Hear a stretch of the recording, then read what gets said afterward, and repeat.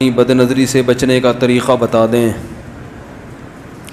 سب سے پہلے تو نکاح ہے. نبی صلی اللہ علیہ وسلم نے فرمایا, بخاری مسلم کی حدیث ہے, یا معشر الشباب من استطاع منکم الباءۃ فلیتزوج فإنہ اغض للبصر.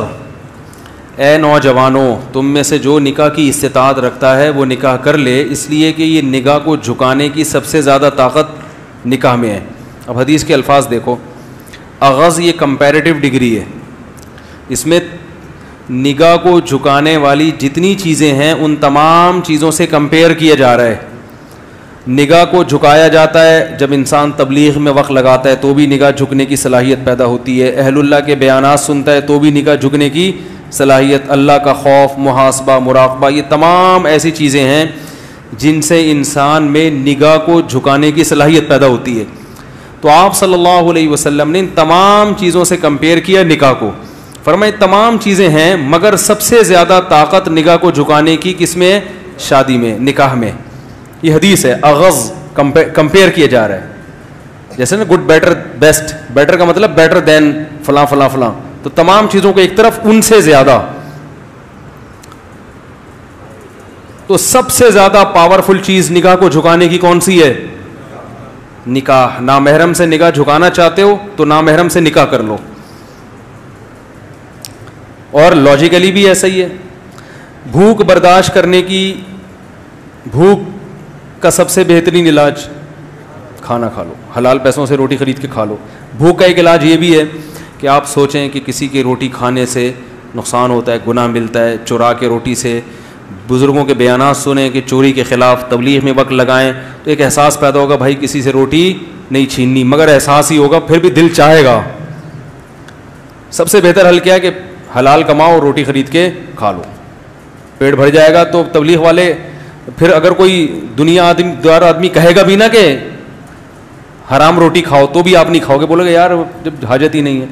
تو نکاح کرنے سے انسان میں حرام کی خواہش یا تو بالکل ختم ہو جاتی ہے یا کم, کیونکہ جب ایک جو باڈی کی ایک ریکوائرمنٹ تھی وہ جائز طریقے سے پوری ہو گئی ہے تو کوئی اتنا فنٹر نہیں ہوتا کہ ہر وقت ایک ہی خواہش اس پہ مسلط رہے. ارے ہر خواہش اللہ نے محدود رکھی ہے نا.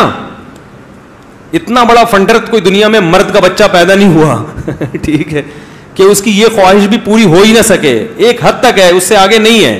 تو اس لیے شریعت نے جائز کو فوکس کیا ہے کہ حلال میں وسعت پیدا کرو تو حرام میں کی طرف دل چاہے گا ہی نہیں, اور پھر تھوڑا بہت جو چاہے گا تبلیغ میں وقت لگاؤ وہ اس سے کور ہو جائے گا.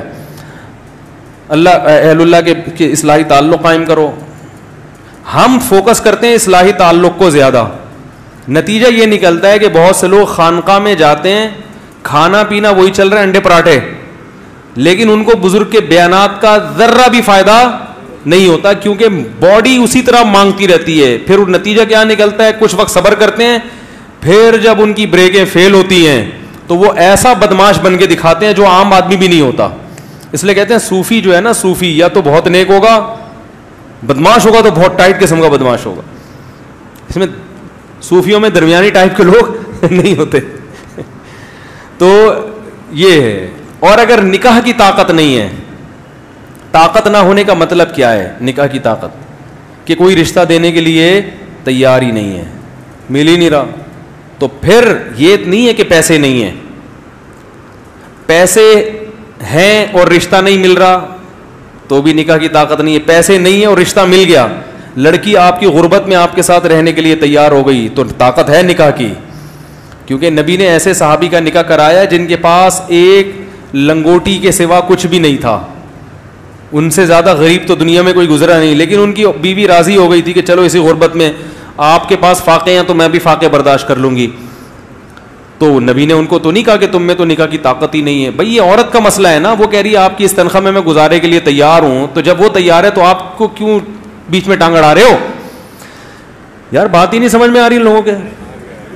بھائی دیکھو لوگ پتہ ہے کیا کرتے ہیں, اب آپ نے کہیں نکاح کا پیغام بھیجا, لوگ کہتے ہیں تمہاری تنخواہ 10,000 میں تم شادی کر رہے ہو, تمہیں شرم نہیں آ رہی؟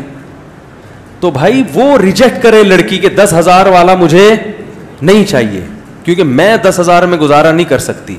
یہ اس کا رائٹ ہے. اگر وہ 10,000 میں ایگری ہے تو پھر اس کا مطلب وہ جب خود راضی ہے تو آپ کو کیوں تکلیف ہو رہی ہے؟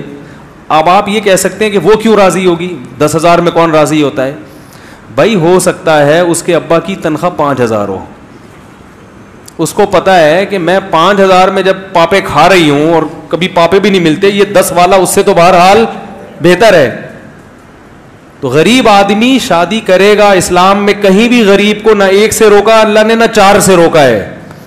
غربت نکاح میں رکاوٹ ہے ہی نہیں مرد کے لیے, عورت کی بات نہیں کر رہا, مرد کے لیے رکاوٹ نہیں, عورت کے لیے رکاوٹ ہے. عورت کہہ سکتی ہے بھائی میں نے اپنے ابا کے یہاں ڈیفینس کلفٹن میں نے ٹائم گزارا ہے اور ہمیشہ پیزے برگر کھائے ہیں, تم 10,000 میں کیا سموسے بھی نہیں لا سکتے, تم تو پاپے بھی نہیں کھلا سکتے, تو ٹھیک ہے اس کو رائٹ ہے وہ نہیں کرے کیونکہ اس کو اپنے لیول کا بندہ چاہیے. مرد کے لیے غربت نکاح میں رکاوٹ نہیں ہے. اگر رکاوٹ ہوتی تو قرآن یہ تھوڑی کہتا کہ نکاح کرا دو, کر لیا کرو. ان یکونوا فقراء یغنیہم اللہ من فضلہ, اگر فقیر ہوگے تو اللہ اپنے فضل سے غنی کر دے گا. اللہ تو یہ کہتا ہے اگر فقیر ہو تو نہیں کرو, پیسے آنے دو پہلے. اسی طرح بخاری کی حدیث ہے باب تزویج المعسر, صحیح بخاری میں, غریب کی شادی. امام بخاری نے دیکھو باب کیسا باندھا, غریب کی شادی. پھر اس میں یہ حدیث ذکر کی ہے کہ ایک صحابی کے پاس ایک ازار تہبند, اوپر کی قمیض بنیان بھی نہیں ہے, صرف تہبند باندھ کے بیٹھے ہوئے ہیں. ان کی شادی کرائی نبی نے. ان کے پاس مہر کے لیے ایک انگوٹھی بھی نہیں تھی, لوہے کی انگوٹھی بھی نہیں تھی مہر کے لیے, ان کے پاس کچھ بھی نہیں تھا. مگر عورت جب راضی ہے تو وہ اس لیے راضی ہو گئی ہوگی, اس نے کہا ابھی تو میرے پاس کچھ بھی نہیں ہے تو کم از کم ایک کمانے والا میاں تو مل جائے گا نا. بھائی جیسے یہ کچھ بھی نہیں ہے لیکن پھر بھی زندہ ہے نا, اس کا مطلب کچھ نہ کچھ تو کما کے کھا لیتے ہوں گے نا, کبھی فاقہ کبھی کھا لیا, تو ہم بھی اسی طرح لائف گزاریں گے. اس حالت سے تو بہتر ہوگی جو اب گزر رہی ہے. او بھائی کیا ہو گیا؟ تو یاد رکھو آپ کی تنخواہ کم ہے تو بھی آپ شادی کریں, زیادہ ہے تو بھی. زیادہ ہونے کا فائدہ کیا ہوگا؟ مالدار لڑکیاں کی آپ کے نکاح کی پیشکش قبول کریں گی. آمدن کم ہونے کا نقصان کیا ہوگا؟ مالدار رشتے نہیں ملیں گے, ہاں اپنے سے غریب مل جائیں گے. تو اصول تو یہی ہے کہ جیسے خود ہو اسی حساب سے. آپ کی تنخواہ 10,000 ہے تو 10 لاکھ والے کو پیغام کیوں بھیج رہے ہو؟ شرم نہیں آتی معذرت کے ساتھ؟ تو جو آدمی کہہ رہا ہے میری تنخواہ کم ہے اس لیے میری شادی نہیں ہوتی, تو جھوٹ بول رہا ہے.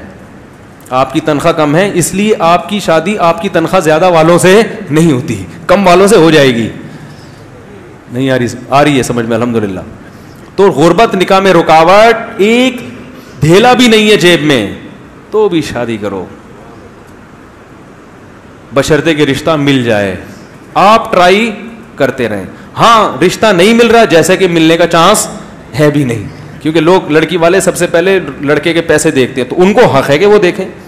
تو کوشش جاری رکھو, اگر مل گیا تو آپ ایسی غریب مل جائے گی. بعض دفعہ اور لڑکی مالدار ہوتی ہے وہ پھر بھی غریب سے اس لیے کر لیتی ہے کہ وہ کہتی ہے ایجوکیٹڈ بندہ ہے, شریف آدمی ہے, مارکیٹ میں شریف لوگ کیا چل رہے ہیں, شارٹ چل رہے ہیں. وہ کہہ رہی پیسے میں کھلاؤں گی, کوئی مسئلہ نہیں ہے, شادی کرو.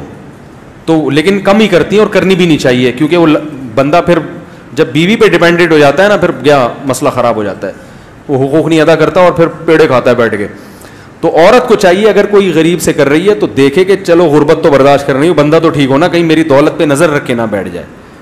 تو اگر اس کو یہ اطمینان, جیسے حضرت خدیجہ مالدار تھی, پیسہ تھا, محمد صلی اللہ علیہ وسلم مسکین تھے, مگر حضرت خدیجہ نے پھر بھی نبی سے کی, ان کو پتا تھا کہ لالچی معاذ اللہ نہیں ہے, تو کر لی. ان کا بھائی شریف آدمی ہونا چاہیے, ایماندار ہونا چاہیے, تو انہوں نے کر لی اور نبی نے بھی کر لی. نبی کی تو غربت دور ہوئی حضرت خدیجہ سے نکاح کر کے. نہیں آ رہی ہے الحمدللہ. یہ تکیہ کلام بن چکا ہے, کوشش کر رہا ہوں نکالوں اس کو, تو اس کا اپوزٹ لفظ جب زبان پہ لاؤں گا تو نکلے گا. یہ آ رہی ہے سمجھ میں الحمدللہ, ٹھیک ہے. تو جتنے غریب غربا یہاں بیٹھے ہوئے ہیں گھبرائیں مت. ہاں اگر کوئی لفٹ ہی نہیں کرا رہا آپ کو لڑکی والوں میں سے نہیں ہے, تو پھر اس کا مطلب ہے آپ میں نکاح کی طاقت نہیں ہے. پھر حدیث کا اگلا جملہ ہے وَمَن لَّمْ يَسْتَطِعْ فَعَلَيْهِ بِالصَّوْمِ, جس میں استطاعت نہیں ہے, کیا مطلب جس کو رشتہ نہیں مل رہا اپنے حساب سے, تو وہ کثرت سے روزے رکھے, 2-4 نہیں, کثرت سے روزے. کیا مطلب؟ آپ میں اللہ نے ایک خواہش رکھی ہے, طاقت رکھی ہے, تو اس طاقت کی وجہ سے آپ کا نکاح کا دل چاہتا ہے تو وہ اس طاقت کو جائز استعمال کرو, وہ رکھی اس لیے. نہیں مل رہا تو طاقت ختم کرو جسم کی, اور وہ کیسے ختم ہوگی؟ روزے سے. نہیں آ رہی ہے الحمدللہ, آ رہی ہے بات سمجھ میں. وہ کس طرح ختم ہوگی؟ روزے سے. آپ کہہ سکتے ہیں روزے کے علاوہ کچھ اور طریقے سے ہم اپنے آپ کو کمزور کر لیں, ایسا نہیں ہے, اس سے فائدہ نہیں ہوگا. کیونکہ گناہ سے بچنے کے لیے, جو گناہ سے مراد یہ والی شہوانی گناہ, ان سے بچنے کے لیے دو چیزیں چاہیے. جسمانی طاقت کمزور ہو, روحانی طاقت مضبوط ہو. آپ کوئی ڈاکٹر سے دوا لے کے اپنی خواہشات کو کم تو کر سکتے ہیں, جسمانی طاقت تو کم ہوگی, شہوت تو کم ہوگی, روحانی طاقت دوا کھانے سے نہیں بڑھتی. روزے میں جب آپ کھانا پینا چھوڑیں گے اور مسلسل روزے رکھیں گے تو جسمانی طاقت ہوگی کم, اور روزہ چونکہ عبادت ہے اس سے روحانی طاقت نہیں آ رہی. بات آ رہی ہے, سمجھ آ رہی ہے بات سمجھ میں. روحانی طاقت کیا ہو جائے گی؟ بڑھ جائے گی.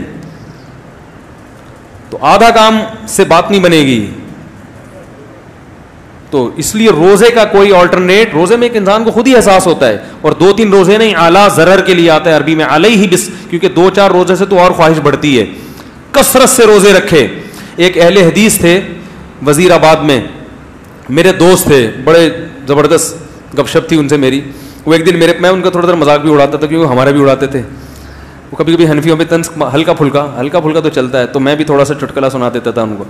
ایک دن وہ میرے پاس آئے, وہ کہنے لگے کہ مفتی صاحب میں جوان تھے, بڑے لال ٹماٹر کی طرح سرخ, کہ یار میں بڑا مسئلہ ہے, میں بازار میں بیٹھتا ہوں, میں شادی شدہ ہوں, میری بچیاں بڑی ہو گئیں, مگر یار میں اتنی مختلف ڈیزائن کی عورتیں آتی ہیں, میری نظر نہیں جھکتی, بڑا مسئلہ ہو گیا, میں کیا کروں؟ میں نے کہا قرآن حدیث کی روشنی میں بتاؤں. وہ ہر وقت کہتے ہیں نا قرآن حدیث کو, قرآن بتاؤں؟ کہہ رہے ہاں بتائیں. میں نے کہا حدیث میں آتا ہے, قرآن میں بھی آتا ہے نکاح کرو, ٹھیک ہے نا, اور حدیث میں بھی آتا ہے کہ اغض للبصر, جو نکاح ہے نگاہ کو جھکانے کی سب سے زیادہ طاقت. تو میں نے کہا شادی کر لو ایک اور. کہنے لگا ابے یار یہ نہیں ہو بھائی, یہ بڑا مسئلہ ہو گیا بھائی مفتی صاحب, یہ کیسے میری بیوی مارے گی وہ فلانا. میں نے کہا قرآن حدیث کی روشنی میں بتا رہا ہوں. وہ ہر وقت میرے سامنے کہتے قرآن حدیث. میں نے کہا قرآن حدیث.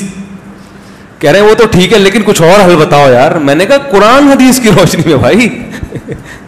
کہہ رہے نہیں یار مفتی صاحب وہ مذاق نہیں کر. میں نے کہا سیریس ہوں بھائی, مذاق نہیں کر رہا. تو کہہ رہے ہیں, میں نے کہا اچھا چلو یہ والا نہیں سمجھ میں آ رہا. کہہ رہے نہیں دوسری کون کرے گا, پٹوں گا, سالے پیٹیں گے پڑ کے, بیوی مارے گی, روٹی بند کراؤ گے. وہ ان کے الفاظ ہیں. کہہ رہے مفتی صاحب گھر میں روٹی بند کراؤ گے. میں نے کہا چلو ایک اور آپشن ہے. حدیث اگلا قرآن حدیث میں آتا ہے کہ جس میں نکاح کی طاقت نہیں ہے, جیسے کہ آپ نہیں افورڈ کر پا رہے, آپ کو پتا ہے بہت بری طرح پٹوں گا میں, سالے پکڑ کے ماریں گے, تو پھر کثرت سے روزے رکھو.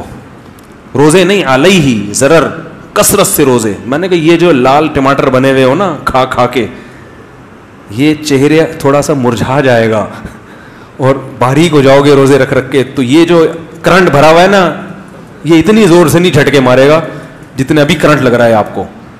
جہاں دیکھتے ہو ایک دم دل چاہتا ہے, یہ کم ہو جائے گا. کہہ رہے ہاں چلو یہ رکھتا ہوں. کہہ رہے کتنے روزے رکھوں؟ میں نے کہا کثرت سے رکھ لو 40, قرآن حدیث کی روشنی میں. بار بار میں کہہ رہا تھا, میں نے کہا قرآن حدیث کی روشنی میں کثرت سے روزے کتنے ہوتے ہیں؟ 40. میں نے کہا 40 رکھ لو. کہہ رہے پھر کیا ہوگا؟ میں نے کہا پھر یہ ہوگا کہ 40 روزے رکھنے کے بعد آپ باریک ہو جاؤ گے, دبلے پتلے ہو جاؤ گے, تو پھر جب آپ دوبارہ کھانا شروع کرو گے تو پہلے سے زیادہ مستنڈے ہو جاؤ گے آپ.